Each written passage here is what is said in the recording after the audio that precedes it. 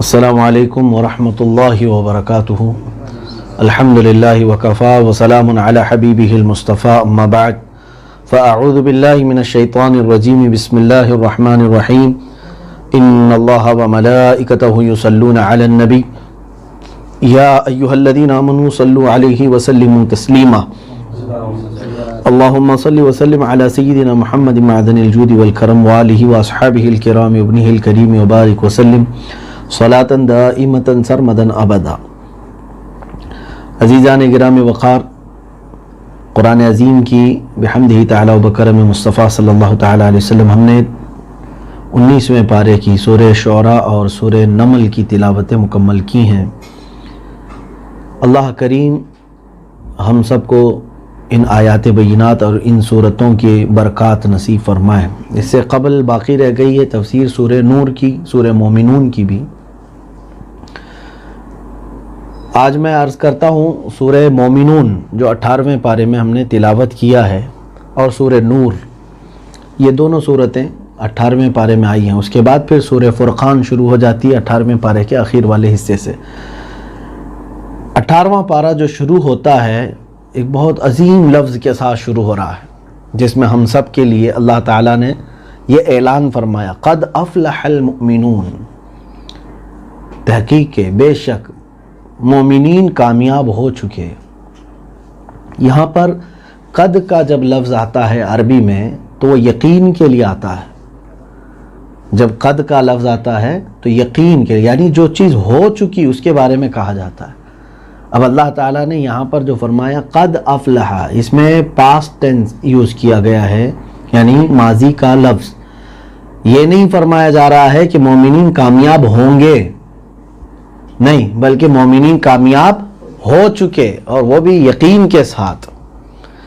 اب جو مومن ہے پھر اگر وہ پوچھے کہ ہم کہاں کامیاب ہیں، قرآن تو کہہ رہا ہے مومنین کامیاب ہو چکے، اور اگر کوئی سوال کر رہا ہے نہیں ہم نہیں ہوئے، تو پھر ظاہر سی بات ہے اب اس میں تحقیق کی ضرورت ہے۔ بظاہر حالات تو نظر نہیں آ رہے ہیں کہ مومن کامیاب ہیں، مسلمان مومنین کامیاب ہیں ایسا دکھ تو نہیں رہا ہے، لیکن قرآن کہہ رہا ہے مومنین کامیاب ہو چکے، تو کیا قرآن میں کوئی شک و شبہ ہے؟ لیکن اب مومنین کا سوال کرنا بھی اپنی جگہ پر ہے کہ کیا کامیابی اسی کو کہتے ہیں؟ آج ہم در در کی ٹھوکریں کھا رہے ہیں، مجبور ہیں، اقتدار ہمارے پاس نہیں، یعنی تمام چیزیں ہماری سب چھین جا چکی ہیں، تو کیا یہ کامیابی ہے؟ تو پھر آپ کو جواب کے طور پر آگے کی آیتیں تلاوت کرنی چاہیے، تب معلوم پڑے گا اللہ رب العزت نے کن مومنوں کی کامیابی کا ذکر یہاں فرمایا۔ الذین هم فی صلاتہم خاشعون، اللہ تعالیٰ فرماتا ہے وہ مومنین کامیاب ہو چکے جو اپنی نمازوں میں گریہ وزاری کرتے ہیں، خشوع و خضوع کے ساتھ اللہ تعالیٰ کے حضور حاضر ہوتے ہیں، نماز میں ان کو لطف ملتا ہے، نماز میں ان کی لذتیں ہیں۔ یا نمازیں برسوں کی باقی رکھیں اور پھر اپنے آپ کو کہیں کہ ہم مومن ہیں، پھر ہماری کامیابی کہاں ہے؟ تو پہلے تو آپ کو اپنے گریبان میں جھانک کر دیکھنا چاہیے۔ اس رب ذوالجلال نے جو وعدہ فرمایا وہ یقین کے ساتھ پورا فرمایا ہے۔ اس نے فرمایا مومنین کامیاب ہیں، تو یقیناً کامیاب ہوئے بھی۔ مدینے سے نکلے ہوئے وہ مومنین جو پورے دنیا کے چپے چپے میں گئے، اور کہاں ان کو کامیابی نہیں ملی مجھے بتاؤ؟ انہوں نے اپنے گھوڑے دریا میں دوڑائے تو وہاں پر بھی راستے، جنگلوں میں گئے تو وہاں کے درندے ان سے دوستی کر چکے ہیں۔ کس مقام پر انہوں نے اپنا پرچم حق نہیں بلند کیا؟ بادشاہوں کے محلات کے اندر بھی بے خوف و بے خطر وہ چلے گئے اور اعلاء کلمت الحق ادا کیا ہے۔ تو ان کے لیے وعدہ کیا رب تعالیٰ نے، اور وہ وعدہ پورا ہوا بھی، کامیاب تھے وہ۔ ارے وہ مومنین جو پیوند لگے کپڑے پہننے والے اور صرف کھجور پر پوری زندگی گزارنے والے دن اور رات میں، لیکن ہیبت کا یہ عالم ہے کہ تخت پر بیٹھے ہوئے بڑے بڑے بادشاہ ان سے تھرا رہے، کانپ رہے۔ اب اللہ رب العزت نے جو یہ آیتیں بیان فرمائی ہے وہ ہمیں سمجھنے کی ضرورت ہے۔ مومنین کامیاب ہو چکے کون سے؟ الذین هم فی صلاتہم خاشعون، جو اپنی نمازوں میں اللہ تعالیٰ کے حضور گڑ گڑاتے ہیں۔ والذین هم عن اللغو معرضون، دوسرا، اور وہ مومنین کامیاب ہیں جو بے حیائی سے اپنے آپ کو روک لیتے ہیں، بے حیائی کی طرف وہ نہیں جاتے۔ اس مومن کا کیا مطلب ہے جو زبان سے لا الہ الا اللہ کہتا تو ہے اور عشق رسول کا دعویٰ تو کرتا ہے، لیکن اس کی صبح اور شام، اس کی رات اور دن ایسے جگہوں پر بسر ہوتی ہے جس کا تذکرہ ہم نہیں کر سکتے، گناہوں کے اڈوں پر بے حیائی اس کے اندر بھری ہوئی ہے۔ تو کیا ان مومنین کی کامیابی کا وعدہ ہے؟ اللہ رب العزت نے یہاں پر فرمایا والذین هم عن اللغو معرضون، وہ مومنین کامیاب ہیں جو بے حیائی سے اپنے آپ کو دور رکھتے ہیں۔ اسی لیے اقبال نے کہا ہے کہ آپ کے لیے صرف اور صرف زبان نہیں، خرد نے کہہ دیا لا الہ تو کیا حاصل، دل و نگاہ جو مسلمان نہیں تو کچھ بھی نہیں۔ آپ دل و نگاہ کے ساتھ بلکہ ہر عضو کے ساتھ اگر بے حیائی سے اپنے آپ کو روکے ہوئے ہیں تو پھر دیکھو رب تعالیٰ کا وعدہ آپ کے ساتھ برحق ہے، والذین هم للزکاة فاعلون۔ پھر آگے آیتیں ہیں، یہ وہ مومنین کامیاب ہیں جنہوں نے زکوٰۃ پوری پوری ادا کی ہے۔ یہ نہیں ہے کہ مال پر قابض ہو کر کے بیٹھے ہیں اور حق شرع کو ہی قبضہ کر کے بیٹھے ہوئے ہیں اور جن کا حق ہے ان کو نہیں دیتے ہیں۔ اب ایک اور آیت جو آئی ہے وہ صحیح، وہ اگر دیکھا جائے بہت امپورٹنٹ ہے ہماری زندگی میں۔ اللہ تعالیٰ فرماتا ہے والذین هم لفروجہم حافظون، اور وہ مومنین کامیاب جو اپنی شرمگاہوں کی حفاظت کرتے ہیں۔ یہ زندگی کا سب سے اہم حصہ ہے ہمارا کہ انسان کی پارسائی، ہماری عفت اسی میں ہے کہ اگر ہم نے اپنی شہوتوں کو کنٹرول کیا اور اپنی شرمگاہوں کی حفاظت کی تو اللہ تعالیٰ کی مدد تمہارے لیے ہمہ وقت ہے۔ اور اب ان چیزوں کو میں نے جو بتایا ہے، نماز کے متعلق آیت ہے جو نماز میں گڑ گڑاتے ہیں، دوسرے بے حیائیوں سے اپنے آپ کو روکتے ہیں، تیسرے زکوٰۃ پوری ادا کرتے ہیں، چوتھے اپنی شرمگاہوں کی حفاظت کرتے ہیں۔ یہ چار صفات اگر تمہارے اندر ہیں مومنین کی تو ان کے لیے پہلے ہی اللہ نے وعدہ کر دیا قد افلح المؤمنون، تحقیق کے بے شک وہ یہ مومنین کامیاب ہو گئے۔ جس مومن کے اندر یہ صفات ہیں وہ یقیناً کامیاب ہے، وہ یقیناً کامیاب ہے۔ نماز ایسی کہ اس میں مہ ہو جائے تو اسے دنیا و ما فیہا کی خبر نہ ہو۔ مولا علی کرم اللہ وجہہ الکریم جب نماز کے لیے تشریف لاتے تو آپ کے جسم کو دیکھتے لوگ رونگٹے کھڑے ہو جاتے، کبھی چہرہ پیلا پڑ جاتا تھا۔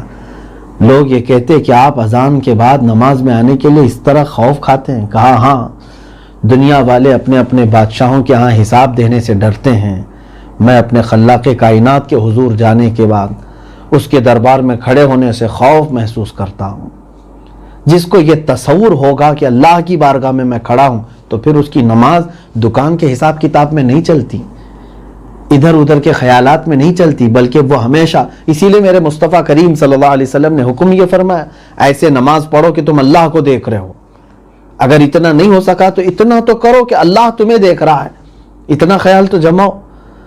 ایک بار آپ کے پیر میں تیر چبھ گئے حضرت علی کرم اللہ وجہہ الکریم کے، اور تیر جو ہوتے تھے کیسے، سامنے سے وہ اس طرح سے ایرو ہوتے تھے کہ اندر جا اگر کھینچتے تو گوشت نکل کے آ جاتا، سوئی اور وہ سلاخ کی طرح نہیں، سیدھے تیر اس طرح سے سامنے سے ٹرائنگل شکل کی ہوتی تھی سامنے کا حصہ جس کو مثلث کہتے ہیں، اور اندر جانے کے بعد وہ پیوست ہو جاتی، پھر واپس نکالنے کے لیے لاک رہتی تھی تیر۔ اب یہ تیر ایسا چبھا حضرت علی رضی اللہ تعالیٰ عنہ کے پنڈلی سے، نکالنے میں بڑی دقت آ رہی تھی، بہت تکلیف ہو رہی تھی۔ تو لوگوں نے انتظار کیا، جب آپ نماز شروع فرما دیے تو نماز کے دوران لوگوں نے آپ کا تیر وہ چبھا ہوا کھینچ کر نکال دیا۔ آپ کی نماز میں کوئی فرق نہیں، آپ رکوع سجدہ ساری چیزیں، آپ کا خون بھی نکلا تیر کے نکالتے ہی، اور نماز سے سلام پھیرنے کے بعد آپ نے پوچھا کہ یہ تیر کہاں چلا گیا؟ لوگوں نے کہا جب آپ پہلی رکعت میں تھے تبھی وہ نکالا جا چکا ہے۔ فرماتے ہیں کہ مجھے اس بات کی خبر تک نہیں ہوئی کہ تیر نکالا جا چکا ہے۔ عزیزان گرامی، جو ملاقات رب کے اس قدر متمنی ہوں، ان کو جب تیر کے نکالنے کا خوف یا ڈر یا درد نہیں ہوتا تو جب ان کو اپنے رب تعالیٰ سے ملاقات کا آخری وقت آتا ہے تو روح نکلنے کا کہاں سے خوف ہوگا؟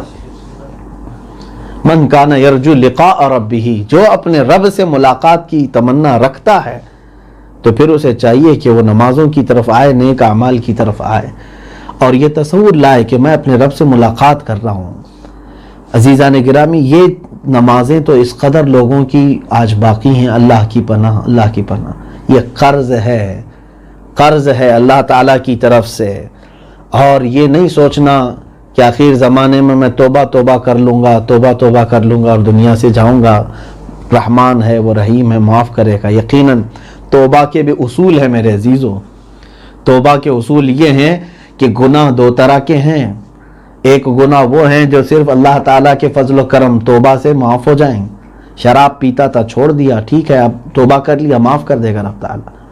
سود کھاتا تھا، چھوڑ دیا، اللہ تعالیٰ معاف فرمائے گا۔ لیکن کچھ گناہ ایسے ہیں جو نہیں کرتا تھا، جیسے زکوٰۃ نہیں دیتا تھا کبھی اور نماز نہیں پڑھتا تھا کبھی، تو ایسا نہیں کہ آپ بیٹھ کر کے توبہ کر لے گا تو سب معاف ہو جائیں گے، بلکہ توبہ کے لیے شرط ہے کہ جتنا پیچھے اس کا چھوٹا ہوا ہے یہ سارا حصہ وہ پہلے کمپلیٹ کرے، پھر اس کی توبہ قبول ہوگی۔ یعنی دونوں کرنا ہے اس کو، نمازوں کی قضا بھی کرے، زکوٰۃ کو قضا ادا بھی کرے، اور اس کے بعد توبہ کرے، تب وہ معاف ہوگا۔ برسوں کی نماز رکھ کر کے لوگ یہ سوچتے ہیں کہ میں توبہ کر کے دنیا سے چلا جاؤں گا۔ اے میرے عزیزو، اللہ تعالیٰ نے جو ہمارے لیے احکام عطا فرمائے اس اعتبار سے تمہارے لیے قضا آخر عمر تک لازم ہے، فرض ہے۔ ایک نماز بھی تمہاری باقی رہ گئی جانے کے وقت تک، کہیں ایسا نہ ہو کہ وہ ایک ہی نماز جو نہیں پڑھا تھا وہی جہنم میں جانے کا سبب بن جائے، کیونکہ سورہ مدثر میں اللہ تعالیٰ نے فرمایا اکثر لوگ جو جہنم میں جائیں گے ان سے پوچھا جائے گا کہ تم کیوں جہنم میں آئے؟ یتساءلون عن المجرمین ما سلککم فی سقر، مجرمین آپس میں ایک دوسرے سے سوال کریں گے تم کیوں آئے دوزخ میں؟ وہ کہیں گے قالوا لم نک من المصلین، اکثر اس میں سے یہی کہیں گے ہم نماز نہیں پڑھتے تھے، ہماری نمازیں باقی رہ گئی۔ اور پھر ائمہ اطہار نے یہ فرمایا ہے کہ جو نمازوں کے حساب کتاب میں نکل گیا باقی سارے معاملات میں بھی آسانی سے نکل جائے گا، اور جو نمازوں کے معاملات میں پھنس گیا ہر معاملے میں پھنسے گا قیامت۔ آج دوسری چیزوں کو کمپلیٹ کرنے سے پہلے اپنی نمازوں کو کمپلیٹ کر لو جو چھوٹی ہوئی ہیں، اس لیے کہ جن لوگوں کے پاس آج صحت ہے، جوانی ہے، طاقت ہے، ان کے پاس موقع ہے کہ اپنی پچھلی نمازیں مکمل کر لیں۔ بڑھاپے میں پھر تم سوچتے ہی رہ جاؤ گے، نہیں ہو سکے گا۔ بڑھاپے میں آدھا نمازیں پوری نہیں ہو پاتی ہیں تو قضا کہاں سے کر پائے گا؟ پھر رہی بات بے حیائی سے بچنے کی، آج میں دیکھ رہا ہوں پوری دنیا نے ایڑی چوٹی کا زور لگایا ہے ہماری تمام ماحول کو، ہماری آئیڈینٹیٹی کو، اسلامی کلچر کو پورے طور پر ختم کرنے کے لیے۔ نہ پردہ ہونا چاہیے، نہ سطر کا چھپا ہوا ہونا چاہیے، کیونکہ یہ اسی کے خلاف پورا کا پورا ایک محاذ آرائی چل رہی ہے، مائنڈ پروگرامنگ چل رہی ہے۔ لوگوں کو ننگا کر کے اسکرین پر دکھانا آج ایک فیشن نہیں ہے، مردوں کو بھی اور عورتوں کو بھی، اور ہمارے بچے بھی اس میں بہت سارے یہ سمجھ رہے ہیں کہ یہ ایک فیشن ہے، جینے کا طریقہ ہے۔ بے حیائی کو عام کر کے آج لوگ یہ سمجھ رہے ہیں کہ یہ ایک فیشن ہے، نیو کلچر ہے۔ یہیں پہ اللہ نے فرمایا جو بے حیائی سے نہیں بچ سکا تو پھر تم سمجھ لو تم کامیابی کی طرف آ بھی نہیں سکو گے۔ اللہ کی مدد جن مومنوں کے لیے ہے اس میں اللہ نے یہ فرمایا جنہوں نے بے حیائی سے اپنے آپ کو روکا ہے۔ مومنین کے لیے نہیں ہے یہ سب کلچر جو آج رواج دیے جا رہے ہیں۔ اور اس کے علاوہ معاذ اللہ رب العالمین دیکھنا قیامت کے قریب اب زنا کا عروج اتنا زیادہ ہوگا۔ میرے آقا صلی اللہ علیہ وسلم نے فرمایا تم لوگوں کو دیکھو گے کہ ایسے زنا کریں گے جیسے جانور راستوں پر جوڑا کھاتے ہیں۔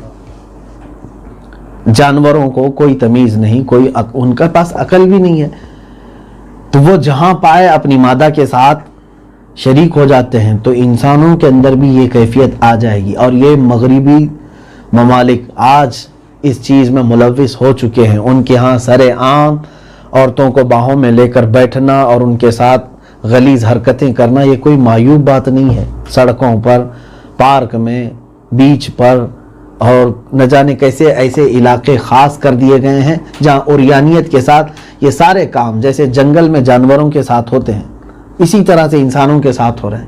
تو کیا آپ سب مومنین و مومنات بھی اس کلچر کو ایڈاپٹ کرو گے؟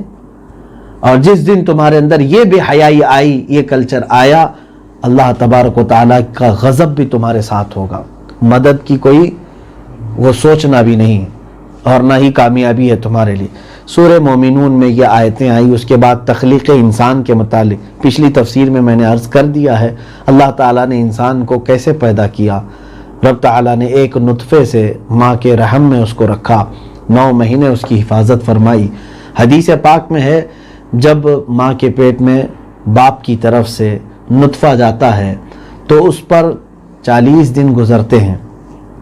40 دن کے بعد وہ بستہ خون بنتا ہے، پھر اس کے بعد 40 دن ویسے ہی رہتا ہے، پھر 40 دن کے بعد وہ ایک گوشت کے لوتھڑے میں آ جاتا ہے. تب اللہ تعالیٰ کی طرف سے 2 فرشتے آتے ہیں.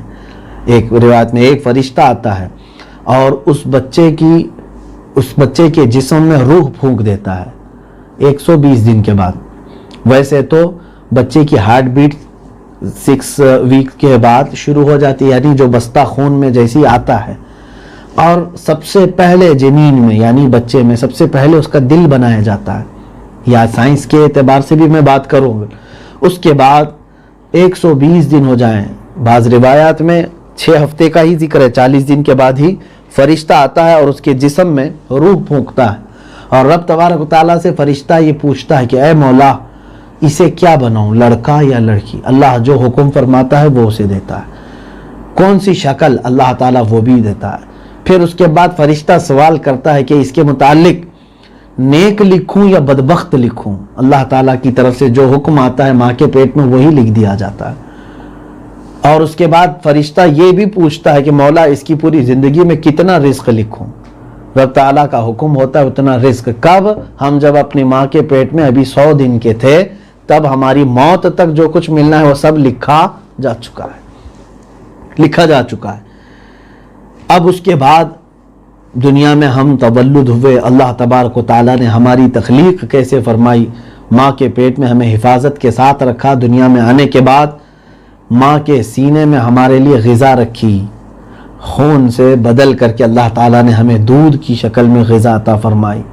جبکہ آپ کو اندازہ ہونا چاہیے ہمارے آنے سے پہلے ہی ماں کے سینے میں دودھ بننا شروع ہو جاتا ہے. ہمارے آنے سے پہلے دنیا میں ماں کے سینے میں دودھ بننا شروع ہو جاتا ہے. یعنی اس طرح کی ضیافت، اس طرح کی مہمان نوازی ہم سب کی کہ آنے سے پہلے ماں کے دل میں تمہاری محبت، باپ کے دل میں تمہاری محبت، ماں کے سینے میں تمہارے لیے غذا، اور ہر ایک کے ہاتھوں میں تمہارے لیے رحم. یہ تمام چیزیں اللہ تعالیٰ کی طرف سے ہے. ایک بچہ دنیا میں آتا ہے تو اس کے لیے تمام یہ معاملات اگر رب تبارک و تعالیٰ نہ فرمائے. بہت سارے ایسے ہیں کہ ماں پیدا کر کے مر جاتی ہے. جانوروں میں کچھ مادہ ایسی ہیں، مچھلیوں میں ہیں اور کچھ پرندوں میں ہیں، جیسی بچہ پیدا کیا اور وہ مادہ مر گئی اور اس کے بعد ان کی پرورشیں ہوتی ہیں. تو عزیزان گرامی، یہ قرآن پاک کی سورہ مومنون کی تفسیر میں شروع کی چند آیتیں میں نے عرض کیا. باقی ہم نے تلاوت کیا ہے سورہ نور کو، سورہ نور جس میں اللہ تبارک و تعالیٰ نے احکام نازل فرمایا ہے. سورہ نور کی آیات بینات میں، شروع کی آیات میں اللہ رب العزت نے زنا کے متعلق احکام نازل فرمائے. الزانیۃ والزانی فاجلدوا کل واحد منہما 100 جلدہ. اللہ تعالیٰ فرماتا ہے زانی یا زانیہ دونوں کو 100 کوڑے مارو. قرآن پاک کا حکم ہے. اب احادیث کریمہ سے جو احکام ملتے ہیں، یہاں تو صرف کوڑوں کا ذکر ہے، لیکن اگر شادی شدہ ہے تو ان کے لیے سنسار ہے. یہ غیر شادی شدہ اگر ہے زنا کرنے والے تو ان کے لیے کوڑے مارنے کا حکم ہے. جو اسلامی سلطنت ہو، اسلامی حکومت ہو. اور ایسے نہیں ہے کہ صرف شک پر زنا کی سزا دے دی جائے گی، اس کے لیے بہت سارے احکام ہیں. یعنی ان دونوں کو دیکھا ہوا ایسا ہو 4 گواہ ہوں جنہوں نے سوئی میں دھاگا پیروتے ہوئے جس طرح سے دیکھتے ہیں اس طرح سے دیکھا ہو اور وہ گواہی دیں، یا تو پھر انہوں نے اقرار کیا ہو، تب جا کر کے اسلامی سزا کا نفاذ ان کے اوپر ہو سکتا ہے۔ اور ایک بات میں آپ کو بتا دوں، زنا کیا ہے؟ شادی سے قبل کسی بھی مرد کا کسی عورت سے تعلق قائم کر لینا اسلام میں یہ سب سے بھیانک جرم ہے، بہت ہی خطرناک گناہ ہے، بڑے گناہوں میں، گناہ کبائر میں اس کا شمار ہے۔ اگرچہ دنیا اس کو فیشن سمجھے اور لوگ یہ سمجھیں کہ یہ تو ایک نارمل سی چیز ہے، ہر آدمی اپنا جنسی سکون کیوں نہیں حاصل کرتا جہاں سے چاہے وہاں سے؟ نہیں میرے عزیزو، اللہ تعالیٰ نے ہمیں بنایا ہے اور ہم اسی کے قانون کے مطابق چلیں گے۔ اور سب سے بڑی چیز ہمارے دین میں، اسلام میں، نسب کی حفاظت ہے۔ نسب کی حفاظت سب سے بڑی چیز ہے۔ اگر آپ کا پیدا ہونے والا بچہ مختلف لوگوں کے نطفوں کے شرکت سے آئے تو اس کو کس باپ کا نام دیا جائے گا؟ شادی کا قانون اگر نہ ہو تو کسی بچے کا کوئی باپ ہی نہیں ہوگا۔ جیسے آج بہت سارے یورپین کنٹریز میں اولاد ایسی ہیں جن کو ان کے خود کے باپ کا نام معلوم نہیں، کیونکہ ان کی ماؤں نے عیش کیا ہے، شادی نہیں کیا ہے، اور ان سے جو بچے ہوئے ان کی وہ پرورش بھی کر رہی ہیں، رکھ بھی رہی ہیں، اور گورنمنٹ بھی پال رہی ہے۔ لیکن یہ دنیا کی ایک بہت گری ہوئی ایسی حرکت ہے۔ میں سمجھتا ہوں کہ اگر یہی نظام رہا تو پھر انسانوں میں اور جانوروں میں کوئی فرق نہیں ہے، کہ جانوروں کا بھی کوئی نسب ثابت نہیں رہتا۔ یہاں پر اللہ تبارک و تعالیٰ نے ہمیں جو دین عطا فرمایا ہے، اس میں عورت کی طہارت، پاکیزگی، عفت اور ساتھ ہی ہمارے نسب کی حفاظت، یہ بہت ہی اہم چیزیں ہیں ہمارے پاس۔ اور پھر اس کے علاوہ دنیا آج نئی تحقیقات سے یہ بھی بتا رہی ہے کہ عورت کو اللہ تعالیٰ نے جس طرح سے بنایا ہے، اس عورت کے ساتھ اگر ایک مرد تعلق قائم رکھا ہے تو یہ نیچرل ہے، اس کے لیے نیچرل ہے، قدرتی طور پر ہے۔ لیکن وہی عورت اگر ایک مرد سے زیادہ لوگوں سے اپنا جنسی تعلق رکھتی ہے تو بیماریوں کے بڑھنے کے اندیشے 90% سے زیادہ ہیں۔ ایڈز جیسی خطرناک بیماریاں انہی عورتوں سے آئیں جنہوں نے اپنے جسم کو کئی مردوں کے لیے سپرد کیا۔ تو جب آپ کو معلوم ہے کہ دنیاوی تحقیقات بھی یہ بتا رہی ہیں تو اللہ تعالیٰ نے ہمیں اس طرح کی ہولناکیوں سے بچانے کے لیے یہ نظام رکھا ہے۔ لوگ آج اس کو ہلکے میں لے رہے ہیں کہ نکاح کرنے کے بعد بھی وہی ہم کو کام کرنا ہے، تو نکاح سے پہلے وہ کام کیوں نہیں ہو سکتا؟ میرے عزیزو، ایک قانون بھی تو کوئی چیز ہوتی ہے۔ پوری دنیا قانون کے اعتبار سے چلنا چاہتی ہے۔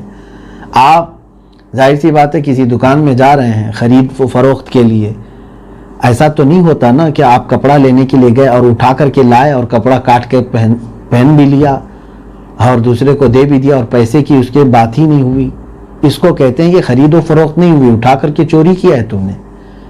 ہاں، آپ اگر دلیل میں کہیں ارے میں تو وہ لینے ہی والا تھا تو پہلے ہی لے لیا تو کیا فرق پڑتا ہے، ایسا تو نہیں ہوتا۔ خرید و فروخت میں بھی آپ دیکھیں گے کہ بات طے ہو جاتی ہے، اس کو مالک کو اس کے پیسے دیں گے، آپ سامان لیں گے، تب آپ کے استعمال میں وہ چیز آتی ہے۔ نکاح بھی اسی طرح کا ایک ایگریمنٹ ہے، ایک کانٹریکٹ ہے کہ آپ دونوں کو قانونی اعتبار سے شوہر اور بیوی کا اختیار دیا گیا اور پورے معاشرے میں کہا گیا کہ اب اس عورت کے ساتھ کوئی دوسرا تعلق نہ رکھے کیونکہ یہ فلاں مرد کی اب ہو چکی ہے۔ لیکن شیطان اس راستے سے ہٹ کر کے انسانوں کو ورغلاتا ہے، زنا کی طرف لے جاتا ہے۔ اور اللہ تعالیٰ نے قرآن میں فرمایا فَإِنَّهُ يَأْمُرُ بِالْفَحْشَاءِ وَالْمُنْكَرِ، یہ شیطان ہمیشہ تمہیں حکم دیتا ہے بے حیائی کی اور ناپسندیدہ چیز کی، زنا کی طرف کثرت سے وہ لے جاتا ہے۔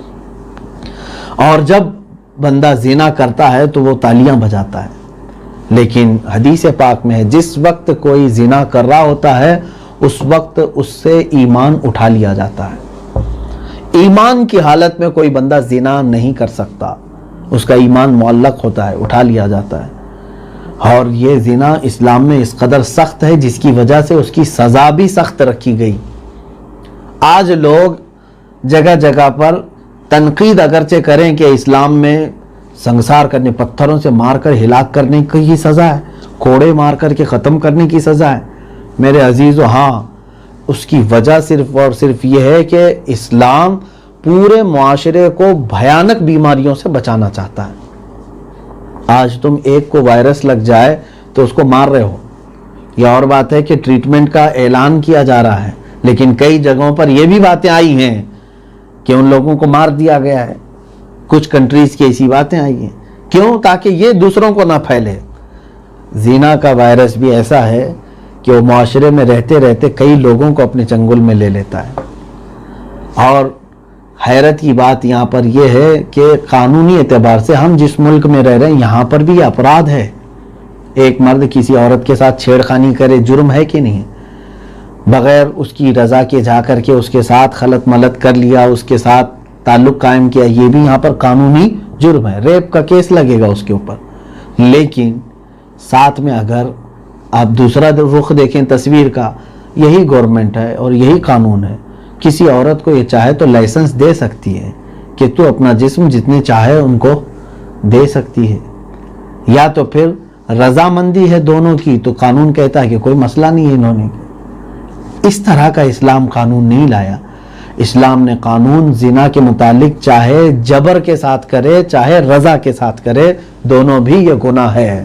کیا ایسا ہو سکتا ہے کہ زبردستی کرنے سے اس کو بیماری آتی ہے اور خوشی سے کریں گے تو بیماری نہیں آئے گی؟ ایسا تو نہیں۔ ایک عورت کے ساتھ اگر کئی مردوں نے خوشی کے ساتھ کیا تو بھی بیماری آنے کے اندیشے ہیں، اور زنا بالجبر کیا ہے تب بھی اس کے ہلاک ہونے کے اندیشے ہیں۔ اور اسلام تمہاری جان اور تمہارے جسم کی حفاظت چاہتا ہے، جس کی وجہ سے اس پر پابندی لگائی گئی ہے، زنا پر۔ میں یہ ان لوگوں کو بتا رہا ہوں جو اپنے آپ کو سیکولر کہہ کر کے اسلام پر تنقید کرتے ہیں۔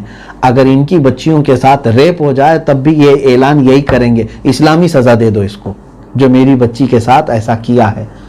اگر ان سے پوچھا جائے ریپسٹ پکڑا گیا ہے، کیا کریں آپ کی بچی کے ساتھ جس نے ایسا کیا تھا؟ وہ تو کہیں گے جلا دو اس کو، مار دو، میرے سامنے قتل کرو۔ کیوں؟ انتقام کی آگ تمہاری جسم کے اندر بھڑکی ہوئی ہے۔ تمہاری بیٹی کے ساتھ اگر کچھ ہوا تو تم یہی مطالبہ کرتے ہو، اور اسلام پوری دنیا کی ہر خاتون کو اپنی بیٹی کا احساس دیتا ہے۔ کسی بھی عورت کے ساتھ زنا جائز نہیں۔ مسلمان کا کسی غیر مسلم کے ساتھ بھی یا کسی غیر مسلم کا مسلمان کے ساتھ بھی زنا کے لیے کوئی بھی راستہ نہیں ہے اسلام میں۔ اگر مرد اپنی خواہش پوری کرنا چاہتا ہے تو اسے صحیح طریقہ دیا گیا ہے کہ نکاح کرے کسی ایک عورت کے ساتھ، اس کے ساتھ زندگی گزارے۔ ایک سے نہیں ہو سکتا تو دو کے ساتھ کر لے، دو کے ساتھ زندگی بسر کرے۔ تمہیں 4 تک کی اجازت اسلام نے دے رکھی ہے۔ پھر یہاں سے خواہشات کا دروازہ کھول کر کے اگر یہ ہر جگہ اپنے عیب کے دھبے لگانا چاہتا ہے تو پھر اس کی لگام پکڑی جائے گی۔ اسلام اس بات کی اجازت نہیں دیتا۔ تو زنا کے احکام بہت سخت ہیں۔ اسی سورہ نور کی شروع کی آیتوں میں اللہ تعالیٰ نے فرمایا، اور حضور اکرم صلی اللہ تعالیٰ علیہ وسلم کے زمانے میں سزائیں دی بھی گئی ہیں۔ زنا جن سے سرزد ہو گیا ان کو سزائیں دی گئی ہیں، سنسار بھی کیا گیا ہے، کوڑے بھی لگائے گئے ہیں۔ اس کا اثر یہ ہوتا تھا کہ پورے معاشرے میں وہ سزا دیکھ کر کے لوگ دہل جاتے تھے، کسی کی ہمت نہیں ہوتی تھی کہ اس گناہ کی طرف جائیں، حتیٰ کہ نظروں کے زنا سے بھی لوگ بچ جاتے تھے خوف کی وجہ سے۔ آج قانون اتنا سخت ہو تو آپ دیکھیں اس طرح کے بھیانک جرائم نہیں ہوں گے۔ آج جس طرح ہماری بچیاں سیف نہیں ہیں، باہر نکلنے کے بعد کیا ہوتا ہے پتہ نہیں۔ ہندوستان میں تو خاص طور پر ریپ کے کیسز روزانہ رجسٹر ہوتے ہیں، روزانہ ہوتے ہیں۔ کیا آپ نہیں دیکھتے نیوز؟ 8 سال کی بچیوں کے ساتھ، 10 سال کی، 15 سال کی بچیاں، نابالغ بچیوں کے ساتھ بھی یہ ریپ کے کیسز۔ اس کی وجہ یہ ہے کہ یہاں پر جن لوگوں کو پکڑا گیا ریپ کر کے، پھر یا تو قانونی اٹکلیں ایسی آئیں، پیچیدگیاں آئیں کہ ان کو رہا کر۔ سورہ نور میں ایک بہت اہم واقعہ جس کو واقعہ افک کہا جاتا ہے، یہ حضرت سیدتنا عائشہ صدیقہ رضی اللہ تعالیٰ عنہ کے متعلق ہے۔ آپ پر کچھ منافقوں نے تہمت لگائی تھی، بڑا طویل ہے۔ ان کی برات میں، ان کی پاکی میں اللہ نے آیتیں نازل فرمائے۔ ان الذين جاءوا بالافك عصبة منكم لا تحسبوه شرا لكم بل هو خير لكم۔ یہاں سے کئی آیتیں آئی ہیں جو ماں سیدہ عائشہ صدیقہ رضی اللہ تعالیٰ عنہ کی طہارت میں آیتیں نازل ہوئی۔ ہوا یہ تھا کہ ایک غزوہ بنی مصطلق اور اس کو غزوہ بنی مریسی بھی کہا جاتا ہے۔ غالباً یہ 5 ہجری میں رسول کریم صلی اللہ تعالیٰ علیہ وسلم اس غزوے میں شریک تھے، مدینہ طیبہ سے کافی دور، اور اس وقت سفر میں میرے آقا صلی اللہ علیہ وسلم کے ساتھ سیدہ عائشہ صدیقہ رضی اللہ تعالیٰ عنہ بھی ساتھ تھیں۔ واپسی کے وقت ایک واقعہ ایسا پیش آیا کہ اس غزوے سے جب واپس مدینے کی طرف لوٹ رہے تھے، پردے کا حکم آ چکا تھا۔ اب جو رسول کریم صلی اللہ علیہ وسلم کی ساتھ زوجہ مطہرہ سفر کرتی تھی، اونٹ کے اوپر ایک کجاوا رکھا جاتا تھا جس کو ہودج کہا جاتا ہے، یعنی ایک چھوٹی سی جھوپڑی بنائی جاتی تھی، پردے اس پر لگ جاتے تھے اور اس میں عورتیں ہوتی تھیں اونٹ پر، تاکہ باہر قافلے میں کسی کی نظر ان پر نہ پڑے۔ تو سیدہ عائشہ صدیقہ رضی اللہ تعالیٰ عنہ اسی ہودج میں سفر کر رہی ہوتی، اور اٹھانے والے جو پالکی اٹھاتے تھے اونٹ کو بٹھانے کے بعد وہ پورا ہودج ہی اٹھا کر کے نیچے رکھتے تھے۔ اگر خواتین کو اس میں سے نکل کر کے اپنی حاجتوں کے لیے جانا ہوتا تو وہ چلی جاتی، پھر واپس اسی میں وہ ایک چھوٹا سا ٹینٹ ہوتا تھا جو اونٹ کے اوپر اٹھا کر رکھ دیا جاتا۔ اب وہ جو ساربان ہیں اونٹوں کو ہانکنے والے اور وہ پالکی اٹھانے والے، ان کا کہنا یہ ہے، سیدہ عائشہ صدیقہ رضی اللہ تعالیٰ عنہ کی عمر اس وقت کم تھی اور دبلی پتلی تھی، وزن بالکل نہیں تھا، وہ اٹھا کر رکھتے اور یا اٹھا کر نیچے رکھتے یا اوپر رکھتے تو ان کو پتہ بھی نہیں چل پاتا کہ اس میں کوئی ہیں بھی کہ نہیں ہے، اتنی ہلکی بھی تھیں آپ وزن کے اعتبار سے۔ ہوا یہ کہ بیچ میں ایک جگہ پڑا ہوا قافلے کا، حضرت عائشہ صدیقہ رضی اللہ تعالیٰ عنہ سفر میں جانے کے وقت اپنی بہن حضرت اسماء بنت ابو بکر صدیق رضی اللہ تعالیٰ عنہ سے ایک ہار لیا تھا گری عاریتن، لاؤ میں پہن کر کے جاؤں گی، واپس آنے کے بعد تمہیں دے دوں گی۔ ان کا ہار پہن کر کے گئی تھی، اس کی لڑیاں تھوڑی کمزور تھیں۔ ام المومنین جب واپسی کے راستے پر تھیں تو وہ اپنی حاجت کے لیے باہر نکلیں، ایک جگہ قافلے کا پڑا ہوا، اور جب وہ واپس آئی تو دیکھا ان کے گلے میں ہار ہی نہیں ہے، وہ کہیں ٹوٹ کر کے گر چکا تھا۔ تو آپ بڑی پریشان ہوئی کہ میں میری بہن اسماء کا ہار لے کر کے آئی ہوں اور یہاں راستے میں کہیں اگر یہ کھو گیا تو میں کیا اس کو جواب دوں گی۔ تو آپ فوراً دوڑتی ہوئی چلی گئیں تلاش کرنے کے لیے، کیونکہ ایک موقع ایسا ہوتا ہے کہ کسی کی اہم چیز گم ہو جائے تو آدمی بہت بے قابو ہو جاتا ہے۔ آپ گھبرائی ہوئی گئی تلاش کرنے کے لیے، کافی وقت گزر گیا رات کے، آپ تلاش کرتی رہ گئیں اور اس کے بعد آپ کو ہار مل گیا۔ جب آپ واپس آئیں تو دیکھا قافلہ جا چکا تھا۔ وہ ہودج لوگوں نے اٹھایا اور اونٹ پر رکھ دیا۔ انہوں نے یہ سوچا کہ ام المومنین اندر بیٹھی ہوئی ہیں، انہوں نے پوچھنے کی زحمت بھی نہیں کی۔ اس ہودج کو اٹھا کر کے اونٹ پر رکھ دیا گیا اور ہانک کر کے قافلے کو لے جایا گیا۔ رسول کریم صلی اللہ علیہ وسلم بھی قافلے میں تھے۔ اب یہ قافلہ چل پڑا تو ماں عائشہ صدیقہ رضی اللہ تعالیٰ عنہ دیکھتی ہیں یہاں کچھ بھی نہیں باقی رہا، تو آپ کو بڑا افسوس ہوا کہ قافلہ مجھے چھوڑ کر رخصت ہو چکا ہے۔ تو آپ کے پاس جو چادر تھی وہ تان کر کے آپ ایک کنارے درخت کے سو گئی، یہ سوچ کر کے کہ آگے چل کر کہیں نہ کہیں تو انہیں خبر ہو ہی جائے گی، جب دیکھیں گے مجھے ہودج میں نہیں ہے، اس خیمے میں نہیں ہے اونٹ کے اوپر، تو وہ مجھے تلاش کرنے کے لیے پھر واپس پیچھے کی طرف آئیں گے تو میں چل پڑوں گی، اکیلی تو نہیں جاؤں گی۔ آپ سو گئی۔ رات کے وقت ہوتا یہ تھا کہ قافلہ چلنے کے وقت ایک آدمی کو یا 2 آدمی کو پیچھے چھوڑ دیا جاتا تھا، قافلے کی گری پڑی چیزیں چن کر کے وہ لوگ لاتے رہتے تھے۔ تو اس وقت اس قافلے کے پیچھے کافی پیچھے وہ ہوتے تھے، کافی منزلیں، حضرت صفوان بن معطل رضی اللہ تعالیٰ عنہ ایک صحابی ہیں، تو ان کو پیچھے رکھا گیا تھا۔ وہ تلاش کرتے کرتے آئے تو یہاں جیسی پہنچا انہوں نے دیکھا کوئی خاتون سوئی ہوئی ہیں، پردے اور حجاب کی آیتیں آنے سے قبل انہوں نے دیکھا تھا ام المومنین کو، دیکھ کر کے ہی بلند آواز سے انہوں نے پڑھا انا للہ و انا الیہ راجعون۔ یہ کیا ہو گیا، پورا قافلہ جا چکا ہے اور ام المومنین یہاں پر۔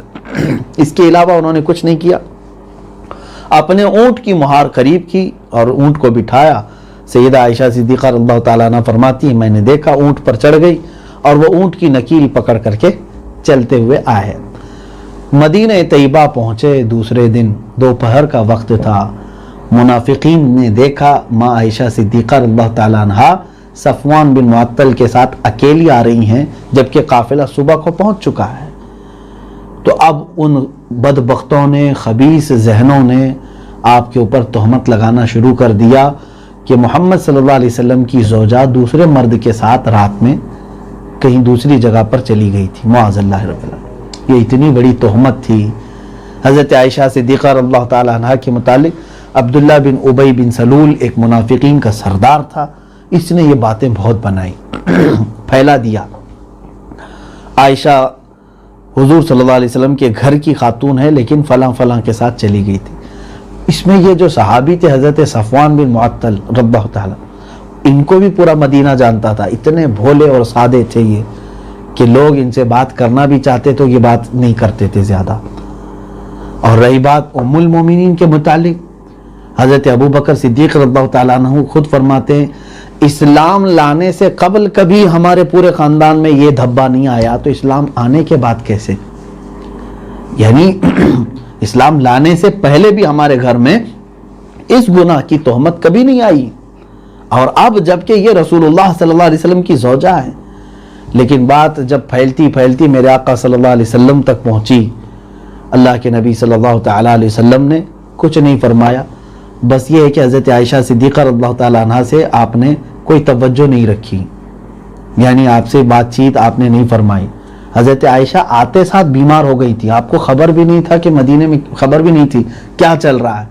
ایک دن ایک خاتون آپ کی سہیلیوں میں سے وہ آئی اور انہوں نے سب بتا دیا حضرت عائشہ کو ایسا ایسا ہے. تو حضرت عائشہ کہتی ہیں اتنا روئیں کہ کھانا وغیرہ سب ترک کر دیا اور حضور صلی اللہ علیہ وسلم سے اجازت لے کر کے وہ اپنے ماں باپ کے گھر چلی گئیں. اور سب سے بڑا غم ان کو یہ تھا کہ حضور صلی اللہ علیہ وسلم آتے تھے حضرت عائشہ صدیقہ سے نہیں، ان کی ماں سے پوچھتے تھے کہ کیسی ہے، خیریت ہے کہ نہیں ہے. حضرت عائشہ صدیقہ رضی اللہ تعالیٰ عنہ سے آپ صلی اللہ علیہ وسلم نے خیریت طلب نہیں فرمائی، جبکہ اس سے قبل جب بھی حضور صلی اللہ علیہ وسلم آتے آپ کی دل جوئی فرمایا کرتے تھے. تو حضرت عائشہ فرماتی ہے میرے لیے سب سے بڑا بوجھل لمحہ تھا، سب سے بڑا تکلیف دہ وقت تھا. وہ اپنے گھر گئیں، اتنا روتی تھی کہ آپ فرماتی ہیں کہ غش کھا کر کے گر جاتی تھی. کافی وقت تک اسی طرح سے وہ پڑی رہ جاتی تھی. ام المومنین کی شان میں جن لوگوں نے گستاخیاں کیں اس میں کئی لوگ تھے، منافقین تو تھے ہی، اب کچھ مسلمان، ظاہر سی بات ہے صحابہ، اب ان کے دلوں میں یہ باتیں ڈالنا شروع کر دیا تھا منافقین، ایسی بات ہے. رسول پاک صلی اللہ علیہ وسلم نے ایک ایک کو بلا کر کے پوچھا بھی. حضرت اسامہ بن زید رضی اللہ تعالیٰ اور کچھ صحابہ ہیں، ان کو بلا کر کے پوچھا کہ تمہارا کیا خیال ہے؟ تو انہوں نے کہا ہمارا خیال تو یہ ہے یا رسول اللہ صلی اللہ علیہ وسلم، وہ آپ کی اہل میں سے ہیں عائشہ صدیقہ، ان کے لیے ہم خیر کے علاوہ کوئی بات سوچ بھی نہیں سکتے. حضرت عمر رضی اللہ تعالیٰ عنہ سے پوچھا گیا آپ کا کیا مشورہ ہے، یعنی عائشہ کو کیا چھوڑ دیں، طلاق دے دیں، الگ کر دیں، کہ اگر ان سے ایسی کوئی چیز ہوئی ہے تو؟ حضور اکرم صلی اللہ تعالیٰ علیہ وسلم خاموش صرف اس لیے تھے کہ وحی آنے کا انتظار کر رہے تھے، وحی کے آنے کا. حضرت عمر نے کیا کہا جانتے ہیں؟ فرماتے ہیں یا رسول اللہ صلی اللہ علیہ وسلم، اللہ نے آپ کے گھر سے ہر خباثت کو دور فرمایا، آپ کے جسم پر مکھی نہیں بیٹھتی، تو عائشہ اگر ناپاک ہو تو اللہ آپ کے حوالے اس کو کیسے رکھے گا؟ عائشہ صدیقہ کے اندر اگر عیب ہے گناہ کا تو آپ کے گھر کے لیے اللہ تعالیٰ کبھی پسند نہیں فرمائے گا، وہ رب تعالیٰ فوراً حکم فرمائے گا اگر وہ عیب دار ہے تو. حضرت عثمان غنی رضی اللہ تعالیٰ عنہ سے پوچھا گیا آپ نے بھی ایسی فرمایا یا رسول اللہ صلی اللہ علیہ وسلم، آپ کو اللہ تبارک و تعالیٰ نے ہر طرح کی آلائشوں سے پاک رکھا ہے، تو ایک غلط قسم کی عورت کبھی رب تعالیٰ آپ کے نکاح میں نہیں عطا کرے گا. کیونکہ ان صحابہ نے کیوں یہ باتیں کی جانتے ہیں؟ حضرت عائشہ کا جو نکاح ہوا ہے وہ اللہ رب العزت کی مرضی سے ہوا ہے، اللہ تبارک و تعالیٰ کے حکم سے ہوا ہے. کیونکہ رسول کریم صلی اللہ تعالیٰ علیہ وسلم کو آپ کی تصویر بتائی گئی تھی، تصویر مطلب یہ چھپی ہوئی تصویر نہیں، خواب میں میرے آقا صلی اللہ علیہ وسلم کو اور حضرت عائشہ صدیقہ رضی اللہ تعالیٰ عنہ کے نکاح کے متعلق حکم اللہ تعالیٰ کا آیا تھا. تب یہ نکاح ہوا تھا حضرت عائشہ کا. تو حضرت عمر کا کہنا، حضرت عثمان کا کہنا رضی اللہ عنہما بالکل صحیح تھا. اگر وہ عیب والی ہوتی تو اللہ کبھی ان سے نکاح کا حکم نہیں فرماتا. پھر آپ مسجد نبوی شریف میں آئے اور خطبہ دیا. اوس و خزرج دو قبیلے تھے مدینے کے بڑے قبیلے. تو حضرت سعد بن معاذ رضی اللہ تعالیٰ یہ قبیلے اوس اے سعد تمہارا کیا خیال ہے؟ ایک شخص نے مجھے بڑی اذیت دی ہے، عبداللہ بن ابی منافق، اس نے باتیں بہت پھیلائی ہیں. تو حضرت سعد ابن معاذ نے کہا یا رسول اللہ صلی اللہ علیہ وسلم اگر وہ میرے قبیلے کا ہو یا کسی اور کے قبیلے کا ہو آپ صرف حکم فرمائے میں اس کی گردن اڑاؤں گا. حضرت سعد ابن عبادہ یہ قبیلے خزرج کے تھے، وہ بھی کھڑے ہو گئے. کہا کیا سعد ابن معاذ کا ہی حق ہے؟ اگر وہ میرے خاندان کا ہو یا میرے گھر کا ہو یا میرے قبیلے کا ہو تو بلا کسی تکلف کے مصطفیٰ کریم صلی اللہ علیہ وسلم کے گھر کی طرف انگلی اٹھانے والے کو میں علل اعلان گردن اڑاؤں گا. اور وہ آپس میں جتھم جتھا ہو گئے ہیں. کس بات کو لے کر کے کہ ہمارے خاندان کا یا تمہارے خاندان کا کوئی بھی ہو لیکن ہم اس کو نہیں چھوڑیں گے. گستاخ رسول اگر ہے، ماں عائشہ صدیقہ رضی اللہ تعالیٰ عنہ کے شان میں اگر بدگمانی اور بد کلامی کر رہا ہے تو. اور اس کے بعد ہوا یہ، اللہ کے حبیب صلی اللہ تعالیٰ علیہ وسلم حضرت عائشہ کے گھر آئے. 1 مہینہ گزر چکا تھا اس بات کو چلتے ہوئے، 1 مہینہ گزر گیا. تب اللہ تعالیٰ نے جبرائیل امین علیہ السلام کو آیتیں دے کر بھیجا. یہی آیتیں جو سورہ نور کی ہم نے تلاوت کی. اللہ فرماتا ہے بے شک وہ لوگ جو تہمت لے کر کے آئے وہ انہی میں سے ایک جماعت تھی، آپ ہی لوگوں میں سے ایک جماعت تھی. اللہ فرماتا ہے اس کو برا مت سمجھنا، انہوں نے جو تہمت لگائی تمہارے لیے بھلا ہے اس لیے کہ اللہ تمہاری برات نازل کر رہا ہے. اب دیکھیں حضور پاک صلی اللہ علیہ وسلم فرما دیتے سارے صحابہ کے لیے بالکل عمل کرنا لازم ہے کہ میری بیوی پاک ہے، آپ نے فرما دیا تو یقین کرنا ہے. لیکن آپ صلی اللہ علیہ وسلم نے حضرت عائشہ کے اوپر جتنا انہوں نے الزامات لگائے دوسرے، آپ صلی اللہ علیہ وسلم نے یہ چاہا کہ ایسی پاکی آ جائے عائشہ کی کہ قیامت آنے تک کروڑوں مومنین تلاوت کر کے ان کی پاکی بیان کرتے رہے. آج بھی قرآن ہم تلاوت کرتے ہیں 18ویں پارے میں سورہ نور میں تو ام المومنین عائشہ صدیقہ رضی اللہ تعالیٰ عنہا کی اسی واقعے سے ہم تردید کرتے ہیں اور پاکی بیان کرتے ہیں. آج بھی میں کہتا ہوں کہ جن ظالموں نے ماں عائشہ صدیقہ رضی اللہ تعالیٰ عنہا پر تہمتیں لگائی، ابھی چند سالوں پہلے ایک مردود گستاخ رسول ہندوستان کے شہر میں جس نے الزام لگایا تھا میرے آقا صلی اللہ تعالیٰ علیہ وسلم کی شان میں برے اور نازیبا کلمات کہے تھے، جس کے خلاف پورے ہندوستان میں ہم نے احتجاج کیے تھے، پروٹیسٹ کیے تھے، اور اس ظالم کو اللہ نے بری موت مارا، ذلت کی موت وہ مرا. اور ہم یہی چاہتے ہیں کہ جو مصطفیٰ کریم صلی اللہ علیہ وسلم کی شان میں بکواس کرے رب تبارک و تعالیٰ اسے ذلیلوں کے ساتھ اور اس کو عبرت ناک موت عطا کرے. یہ تو ہمارا حق ہے، ہم دعا بھی کرتے ہیں اور مطالبہ بھی کرتے ہیں، کیونکہ ہمارے اسلام میں یہ حکم ہے کہ کسی کے خداؤں کو برا بھلا نہ کہو کہ وہ پلٹ کر تمہارے خدا کو برا نہ کہے. ہم جب اس چیز کا احتیاط کرتے ہیں تو ظاہر سی بات ہے یہ ہمارا اختیار ہے کہ کوئی میرے نبی کی شان میں انگلی بھی اٹھائے، جملہ بھی کسے تو ہم اس کے لیے یہاں بیٹھ کر کے مطالبہ بھی کرتے ہیں، رب تعالیٰ کی بارگاہ میں اس کے لیے دعائے ہلاکت بھی کرتے ہیں، اور جو قانونی کارروائی ہو سکتی ہے وہ کرنے کے لیے بھی ہم پس و پیش نہیں کرتے. اس لیے کہ ہماری ساری عزتیں مصطفیٰ کریم صلی اللہ علیہ وسلم کی عزت سے جڑی ہوئی ہیں. ان کے جو ہم غلام تھے، خلق کے پیشوا رہے. یہ بات یاد رکھ کر کے چلے، اس غلامی کو اگر آپ نے ختم کر لیا تو تمہارا وجود بھی کسی کام کا نہیں ہے.